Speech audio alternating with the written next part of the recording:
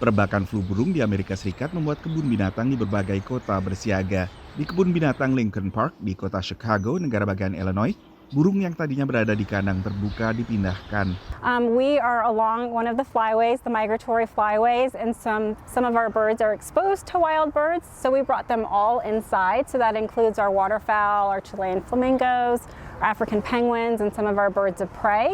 We know that it peaks during migration season as you're having birds that are moving from wintering grounds to their summer grounds. There are peaks at that time. We're hoping that it will subside as those migratory species make their way to their summer grounds. Di Des Moines, negara bagian Iowa, kebun binatang Blank Park juga memindahkan burung yang tadinya ada di kandang terbuka ke dalam ruangan. We do test any wild bird that has died while on zoo grounds. So if a bird is found on zoo grounds, then we would test that bird. Staf kebun binatang juga menyanitasi sepatu sebelum memasuki kandang burung. Langkah serupa dilakukan di peternakan unggas di penjuru AS, termasuk peternakan ayam petelur milik keluarga Hilliker dekat San Diego, negara bagian California ini. So we always do the foot baths. We always make sure vehicles get clean before they come into the bird area. Ancaman flu burung diakui Frank semakin menekan peternak ayam yang sudah tertekan akibat tingginya laju inflasi. My feed is up over 100%. So I'm paying over double for what I was paying for a couple of years ago. Fuel's up 40%. Packaging is up, depending on the packaging, 25%. Labor, 10 to 15%.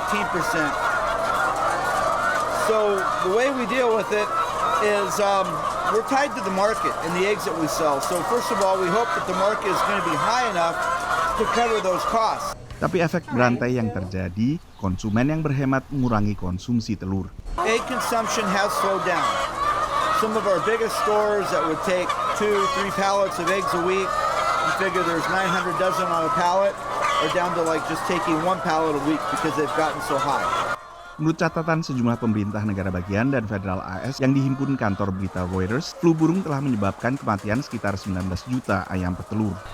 Akhir April, Pusat Pengendalian Penyakit AS atau CDC mengonfirmasi adanya penularan pertama virus flu burung atau H5N1 kepada manusia, yaitu seorang warga negara bagian Colorado, yaitu narapidana yang bekerja di peternakan unggas.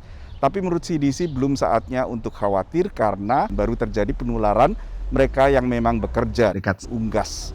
Dari Washington DC, saya Nova Purwadi dan tim VOA.